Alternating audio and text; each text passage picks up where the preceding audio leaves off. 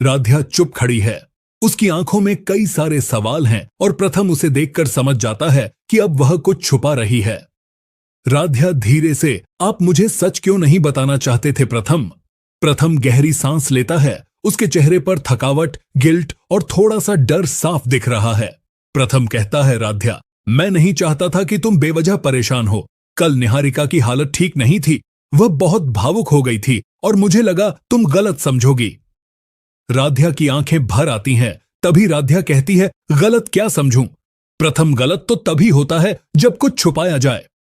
प्रथम कुछ बोलता उससे पहले बाहर से कुछ गिरने की आवाज आती है। दोनों चौंक कर बाहर दौड़ कर जाते हैं।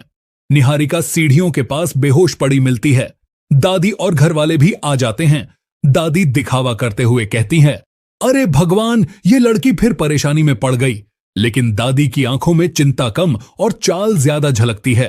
प्रथम तुरंत निहारिका को उठाता है। राध्या पीछे खड़ी सब देख रही है। सन भर को उसका दिल डूब जाता है। निहारिका बेहोश हालत में सिर्फ यही बड़बड़ाती है, प्रथम, मुझे मत छोड़ो। दादी यह सुनते ही राध्या की तरफ हल्की सी मुस्कान फेंकती है, जैसे कह रही हो, देखा, जो मैंने बताया था वह सच है। डॉक्टर चेक करता है और कहता है, इन्हें तनाव और कमजोरी है।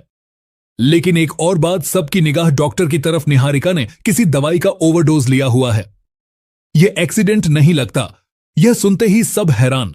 राध्या सबसे ज्यादा शोक में दादी नाटक करते हुए, हे भगवान, क्या यह हमारी वजह से हुआ या फिर प्रथम की वजह से? घर में सन्नाटा छा जाता है। निहारिका होश में आती है और धीरे धीरे रोने लगती है। निहारिका कहती है, मैंने कुछ नहीं किया, मैं बस बहुत अकेलापन महसूस हो रहा था। दादी तुरंत बात उछालती है, निहारिका, क्या तुम अकेलापन इसलिए महसूस कर रही हो क्योंकि प्रथम अब तुम्हारे साथ नहीं है?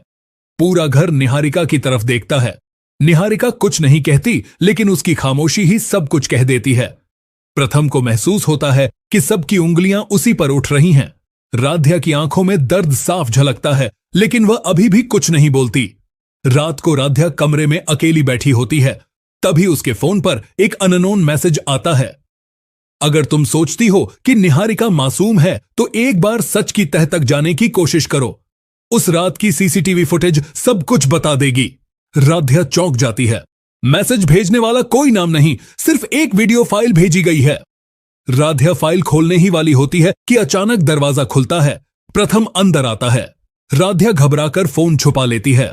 राध्या जाएगी प्रथम के लाइफ से कहीं दूर। ऐसे में दादी राध्या के सामने निहारिका और प्रथम के पहले प्यार की इतनी तारीफ कर देती हैं कि राध्या सुनकर रोने लगती है।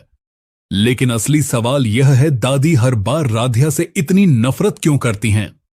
आज रात के एपिसोड में यह राज आखिर खुलने वाला है।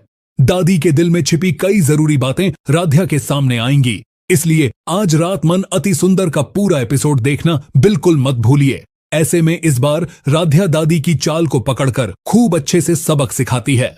लेकिन जैसे राध्या 5 कदम आगे बढ़ती है और जो उसके सामने होता है उसे देखकर राध्या रो ही पड़ती है, क्योंकि प्रथम निहारिका को खूब अच्छे से रसगुल्ला अपने हाथों से खिला रहे होते हैं।